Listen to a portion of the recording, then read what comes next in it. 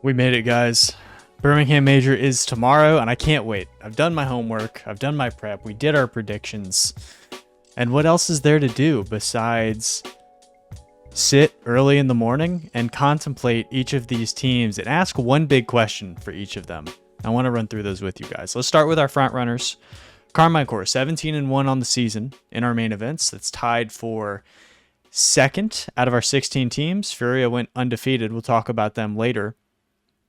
Karmine Corp are the clear favorites. I think everybody agrees. And they've been so good that it's almost one of those things where it's like maybe they won't win because they've been too good. But I want to dive into that thought, which I might share in a little more precise of a way. Will the pressure of pole position be too much for the blue wall to handle?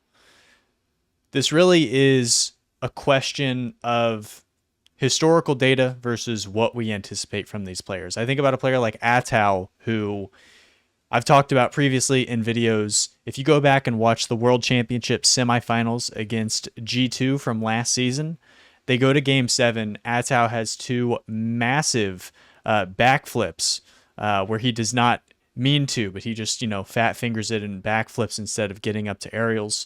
Lets an easy one go in when he's kind of stuck on the back wall. I think about big moments like that and the mental and physical fatigue that comes with long tournaments. Early in Atau's career, when he was on Team Liquid, thought he was the most talented player, but he was one of those guys where if a game was kind of going too long, playing in the midfield, not a lot of scoring, you kind of would find him get a little lost mentally. He's matured past that. He's an excellent player, but the next step past that level of maturity is being able to stay solid in these massive moments. We all think that Karmine Corp are going to make it to Championship Sunday. It's just a question of whether or not all of the pressure surrounding them, the pressure they put on themselves from the community, from fans, will be too much for them. And I also think about a player like Vitira, who, going back to Major 1 from last season, he builds that roster exactly how he wants it, with Atau and with Rise next to him. They come in as the number 1 seed. Everybody thinks they're favored, and they end up dropping out in the semifinals in, again, a Game 7 to Gentlemates Alpine, who go on to win that whole event. Even a tournament in a small way like FIFA E, where it was like, this is the best team that's ever been assembled. Zen, Monkey Moon, Vitira, they run through everybody. They get to the finals, and they get slapped by Team Falcons, aka Saudi Arabia. And I felt like Vitira was the player that I was looking at who did not play up to his standard. His team is the best. If they win, we'll all feel silly for even having so many conversations about teams that are not named Karmine Corp. But if they're going to falter, I think the only thing standing in their way is themselves mentally and the pressure that they might be facing. All right, Dignitas, 10-6 on the season in main events. I won't say in main events anymore to cut down on the length of this video. Can Stizzy show flashes of top 10 potential? Joreuz and Appjack have had long, storied careers, and we've seen them at this stage before. Joreuz and all the, mental lapses, I don't really want to hear it. I just don't think that applies to him in a real way, especially like the M80 situation last season. I just don't think that was on him. Like, AJ ends up retiring, and Nas has found himself unable to find high-level success on a very talented Ninjas in Pajamas team who are missing from this major. That's a whole other thing, but to put that whole thing on Joreuz, I just think it is a little foolish. And Jack, 2 seasons ago, won the opening major of the season with Nolly and Chronic. I think that this is a roster that could have the same level of potential. Like, the place that Joreuz is at with his career is similar in some senses to where Nolly was. And Stizzy, this young pickup who had shown out on teams like Randoms with Two Piece, kind of got an opportunity and ended up flourishing alongside Jack and his leadership. I feel pretty confident about what we're getting from Jack. I think Joreuz has the potential to be a serviceable player to make a deep run as the third best here. But I think if this team is really going to reach the expectations that are at the ceiling of where their potential is here, the X factor is Stizzy. Are you just another great player within Europe, or are you one of the better young talents that we have to offer? We've seen flashes here that he could be something special. The record doesn't hop off the screen, but in big moments, Stizzy has been a big time player, and now he's under the brighter lights. So we'll see if he will be able to do it in Birmingham. Geekay, 12-6 on the season. What color would Joyo's hair be? No, but jokes aside, I think there are a few players that I look at and I'm like, they just instill, aura is the wrong word because it's overused, but this level of belief in the team. And I think if you have Joyo in your corner, you just feel better about your chances coming into these major events, especially the tandem of him and Archie and what they were able to do at the World Championship with Oxygen last season. With them, it's almost record be damned. It doesn't really matter. It's more a question of how are they going to be feeling on the day, and also what is the pressure like of the teams that they're going up against. In a weird way, they kind of come in with a bit of pressure just because of the fact that they're the only team to beat Karmine Corp. They had the incredible run in Open 3 to even make it here. And I think a lot of people are asking the question of them and Gen.G of, was that a flash in the pan? Or is this the start of something in momentum that they can carry into this tournament? But when it was Oxygen, they hadn't even qualified until our MENA team had dropped out there. So a lot of teams looked across at them and they were like, we are obviously supposed to beat this team. Oxygen got hot. The rest is history. They end up knocking out Gentlemates and Vitality from high-level contention in that event before getting bounced by the Falcons, if I recall correctly. But for me, it really is about Joyo and how activated he is. And also, I think Archie is important here as well, as a connective piece here, as a kind of leader. I know after the Open 3 event, Nick had gone on their coach had gone on his YouTube channel and talked about how impressed he was by the leadership skills of Archie, which shows a lot of maturity from where he was a few seasons ago and how I kind of viewed him in the grand scheme of things here. So it's the Joyo show for me. But of course, it's 3 players per team, so everybody is very important here. Let's move on to our fourth team from Europe. Vitality, 12-7 on the season. Just where are they mentally? I mean, I stared at this one for so long trying to think of one big question, and I do think that mentality encapsulates Vitality in one word here. Monkey Moon and Exotic won a world championship not too long ago. And Monkey Moon won another world championship not too long ago before that. And Zen won a world championship too long before that. If you guys catch my drift, this team feel as though they have the talent to be the best in the world. And you think back to events like Flip and Spin during the offseason where they got run over by Karmine Corp, and they have not been able to solve that math equation since. Karmine Corp have really had their number. You even think about the way that they started out the season. Let's go Open 1, first series they play, they lose to Fast Forward. And I feel like that is a good snapshot of how this team are feeling. We, of course, you may be familiar with the whole situation that happened with Zen and missing the 1v1 tournament. He loses to Naupo in the show matches that lead up to that. He ends up breaking down on his own stream. Very emotional.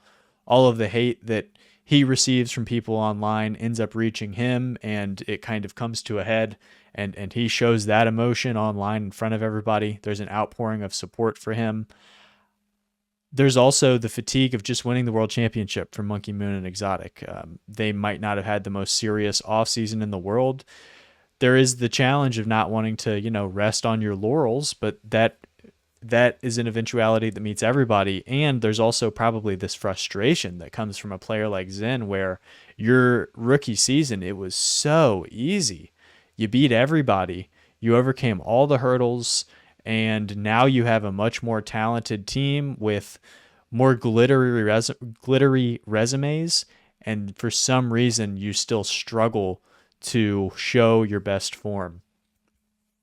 Everybody's taking the long view on this team. Just wait till we see them at the World Championship. I think that this is an important event for them as well here, and I think they have the talent to win this whole thing. But the question is, do they have the poise to do so? A similar kind of question with NRG, who are 16-3 on the season. How hungry are they? They skip out on FIFA E, and Beast Mode is going through some improvements in his life off the pitch as well. This is a team that, in a pretty noticeable way, have stepped away from the ranked jungle in North America. They were grinders. I mean, you think about Daniel a couple seasons ago, and he was always not only at the top of the skill board there, but also just in the amount of games that he was playing. And they've taken a decided step back here. They've been a slow starting team as well. I think they're only winning like 55% of their game ones or something like that, which is not very good when you look at the field and some of our dominant teams here. And we know that they showed up early and we're getting some practice in. There was a screenshot that came out of a bunch of teams. I think Team Secret were there. Gen.G were there. This isn't a fun exercise for you guys to sit here and watch me do, is it? Dignitas, Geekay, a lot of these teams showed up and kind of had this big tandem boot camp to get ready here. And it's just a matter of what is their day-to-day looking like off the pitch. I believe in Sathu as a coach and his leadership. This team know that they have the ability to win these. They lifted a trophy last season and they made the grand finals of the World Championship. But how hungry are they to capture this trophy right here, I think, is my biggest question for NRG. And, I think any of these players have the ability to look like the best player in the world.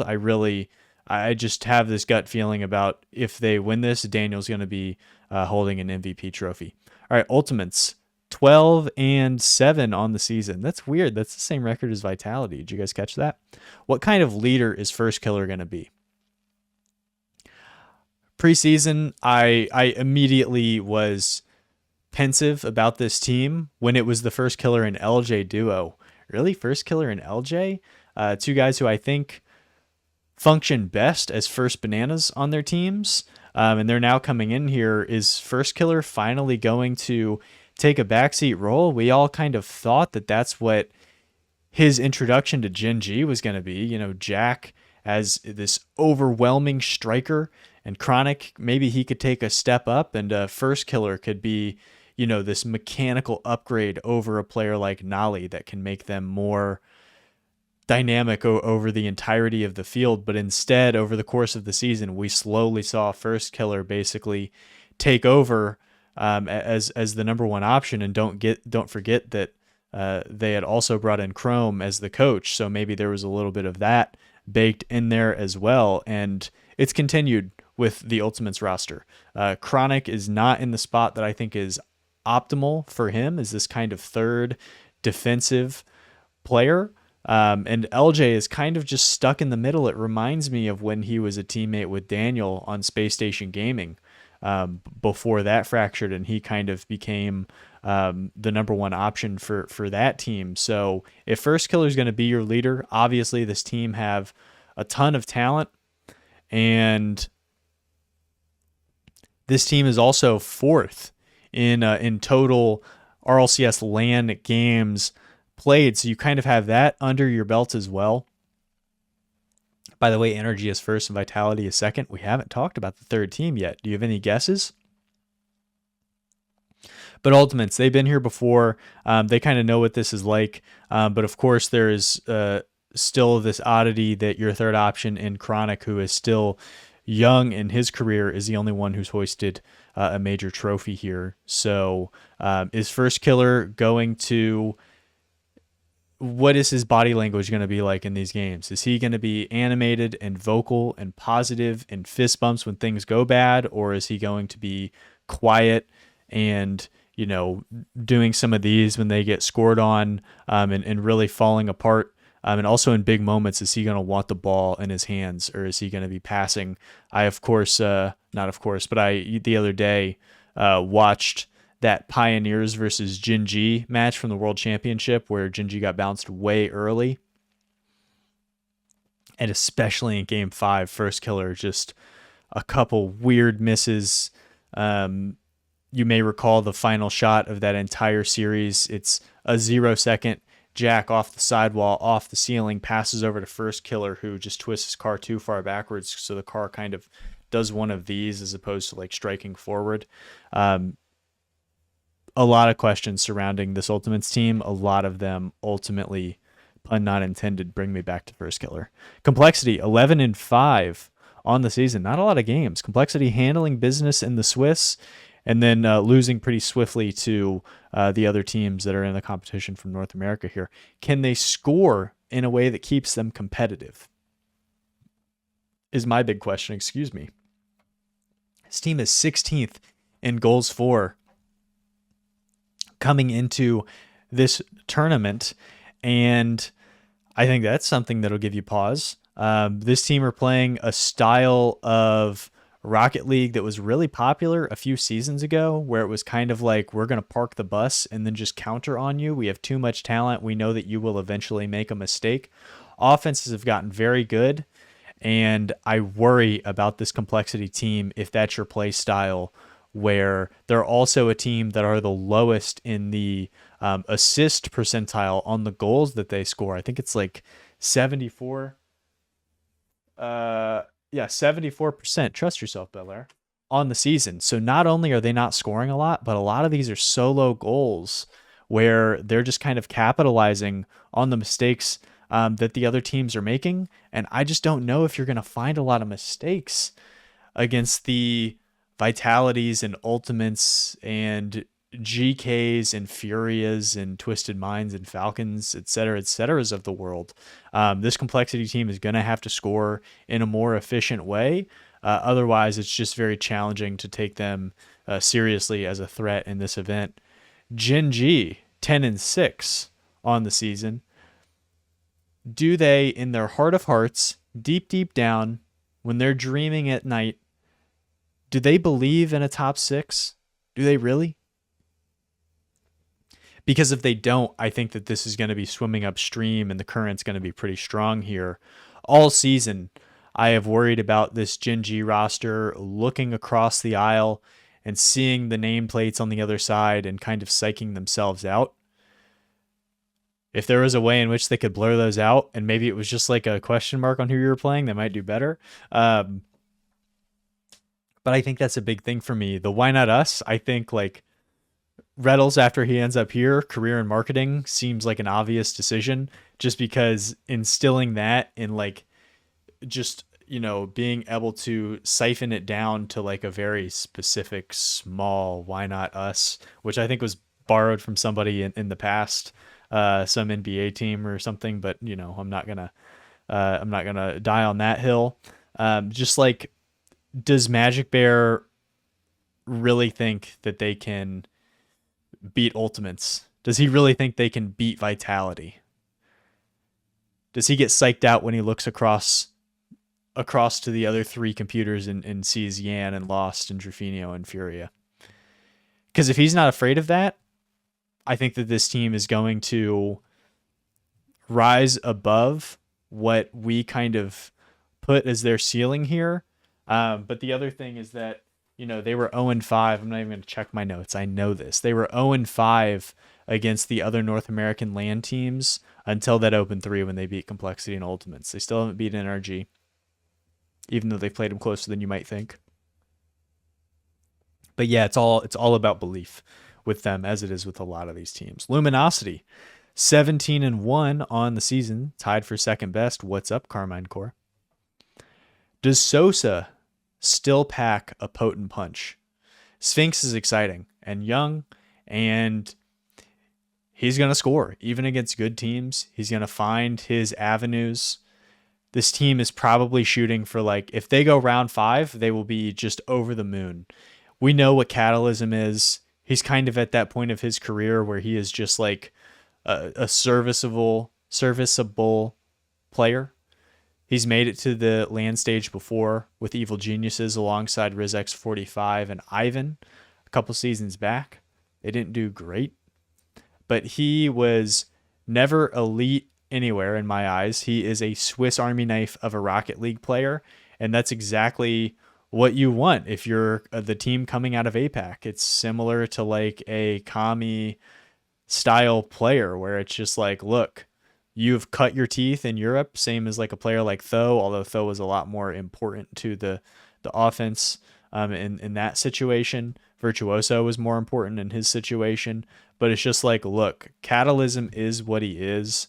Sphinx is hopefully going to mature and show an elevated level here.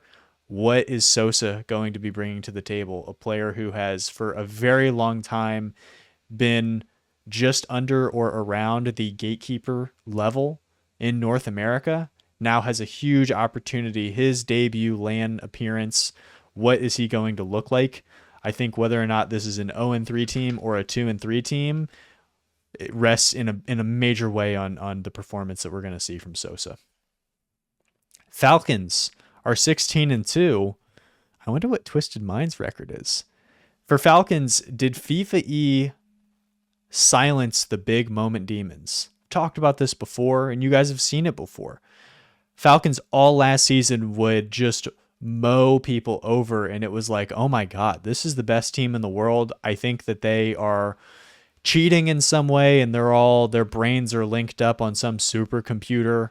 They already have the Twinnergy, and TRK has somehow tapped into that in an effective way. Their peak was the highest of anyone in the world.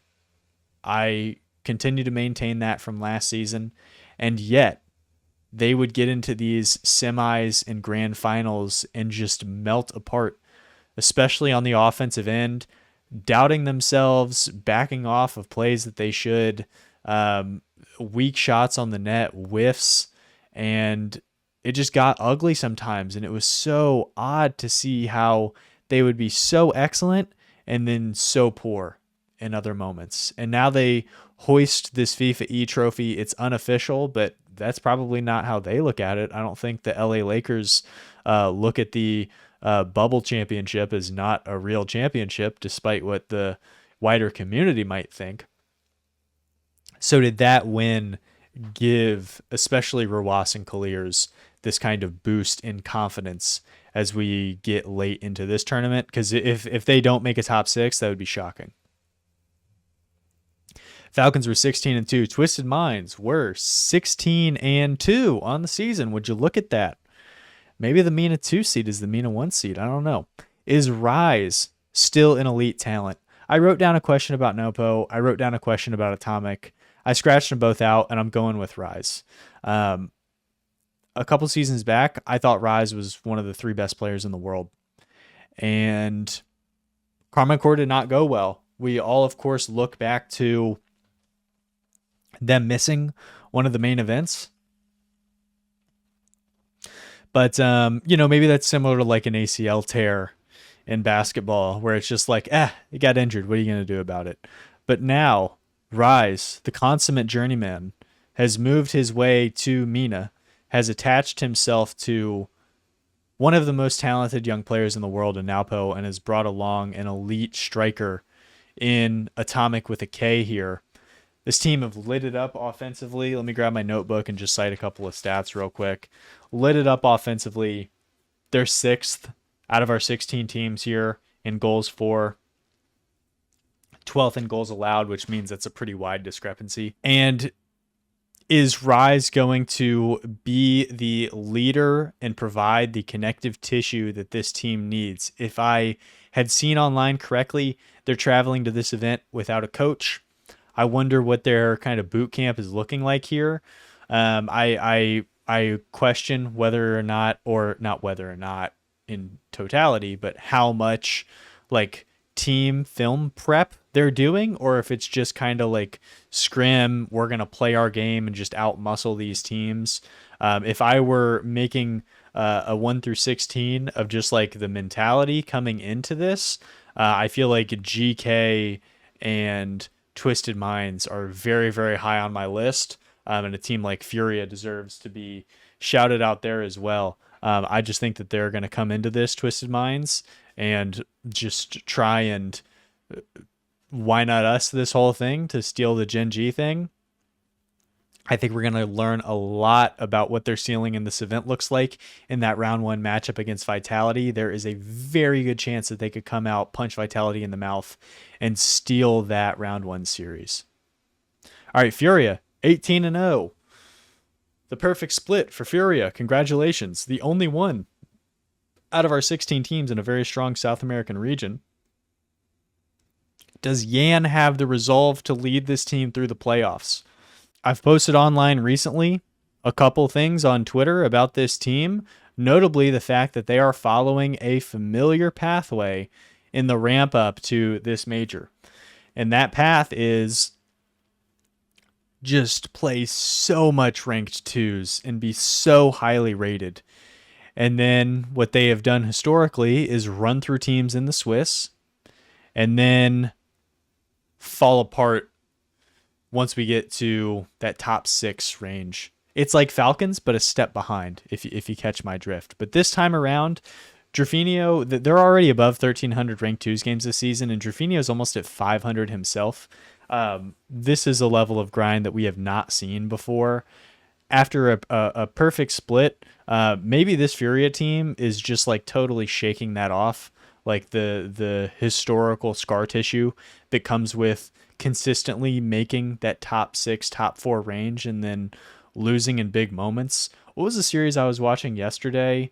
It was FURIA against, was it NRG or Space Station Gaming? I think it was. No, because they beat Space Station. Whoever they lost. Oh, it was their seeding, playoff seeding from the World Championship against Karmine Corp. And they're playing them close. They're playing them tight. And then in game 1, they go to overtime.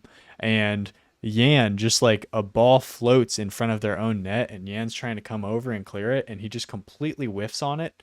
And there's things like that where it's just like, until proven wrong, will be worried about this team in big moments and whether or not they can continue to come through in a big way. But yeah, Drafinio, like if he's going to be playing at like a top 5, top 8 level, this team could be something else. Team Secret, 14-5 on the season. Can Mata be an impact player? Swift is going to be exciting, guys. I've been saying it all season long. You got to tune in and watch him. He's going to hit a couple of goals that are going to have you replaying them over and over again. He's going to be having some highlights that make their rounds on Twitter and Reddit. So just be prepared for that. KV1 is like the leader of this team in the sense that he has been here and done this and has the best result out of any of these players. Swift, of course, making his debut here for an RLCS LAN. And Mata has made a couple of events as well. But can Mata be like a high-level impact player here is definitely a player that I have circled. And then the other thing for me is similar to Gen.G, where it's just like if you look across the aisle, Team Secret, these KV1 and Mata rosters in kind of their own veins have done a good job of winning against teams that they should be winning against, but losing against matchups where on paper they are the underdog. They kind of bring that mentality into the matchup and kind of overplay themselves, where they'll just like in game 1s of these series just lose like 5-0, and it's just like, did you even wake up for this one? Do you just think that you're gonna lose? You're just kind of like, here so you don't get fined kind of energy. Wildcard, 14-3 on the season. Remember earlier when I had said that NRG had played the most LAN games, Vitality was second? Wildcard are third. Torsauce Fever, long storied careers. Banana Head has been around for a while as well, even back to those Pioneer rosters with Lockie and Scrub. Can they muck things up? This team lead the field in a pretty demonstrative way in demos per game, and that's kind of how they've won some of these in the past as well. What was that roster that they had beat? Was it at the time, was it G2? Was it JNAPS, Atomic, and Chicago? Remember where they got a big victory there, and they just got super physical against the opponent. And Torsos is kind of the head of the snake in that. If him and Fever can be going for demos and catching them and getting backsides and making defensive communication very difficult, and Banana Head is going to be kind of in form offensively, I think he is an incredible striker who is just so happens to be an OCE. I think that they could take some big wins. It's not going to be in the series against Karmine Corp. It's not going to be in that first round matchup, guys. But if there's going to be a path to making a top 8 finally for this team, I think it is just going to be them getting super physical and making life so difficult for other teams as the pressure continues to build over the course of this LAN event. Chiefs 14-4, same amount of wins as Wildcard, one more loss. How much has Fiber grown as a player? I talked about this recently when I was doing my prediction video. Fiber last season benched for the coach, benched for Mock. Ends up using that as a big opportunity to grow and develop and mature. He's doing watch parties for the team while he's on the bench. He's cheering them on. He comes back in, and I thought was the most impactful player in that Pioneers win over Gen.G. Able to just be cool, calm, collected, get the ball away from dangerous spots when it's floating in the box, able to be a force on the offensive end, get his teammates involved. The mechs were looking clean. And, Hunter is a player who has a more grounded game, is kind of a great passer, has a great way of kind of reading the field and the play as it's evolving. So Fiber is the player who I think is going to unlock them. This is a big moment for Raziers as well here, who, similar to a player like Catalysm, cut his teeth for a long time over in Europe, found some success, but was never able to kind of reach that high peak. And he's going to be a steadying force for this team as well. So Hunter, steady, Raziers, steady, Fiber. Can you catch fire? And FUT. I think it's FUT. Somebody told me FUT. If you're watching this video and you're the one who commented on it, I still believe you. But like for me, FUT makes more sense because it's not NERG. It's NRG. It's not G2. It's G2. I don't know. Those aren't great examples, but you know what I mean. FUT here, 17-1 on the season, tied for second best with Luminosity and Karmine Corp. All right. Can you stay composed? Everybody has you going 0-3, 0-9. Nobody wants you to be here. Everybody's against you. You're the villain. You are the wrestling heel, as it were. Can you clear out all of that noise and just play your game? Even if you do that, I don't know how great the chances are going to be here, but composure is going to be the operative word for them. And it's something that I think is going to play an important role for them and a lot of other teams in this event. And those are my big questions for all 16 of these teams, guys. What do you think? Are there any other big questions that you are watching for a specific team that you think I should take into consideration? Would love to talk to you about it in the comments below. Super pumped for Birmingham. Cannot wait. So excited. This is going to be a great one. I can just feel it in my bones. I can feel it deep in my soul, fellas. So that is it for me. Thank you so much for your time. Hope you have a great rest of your day. I will see you not in Birmingham, but about Birmingham tomorrow. And until next time, guys, take it easy.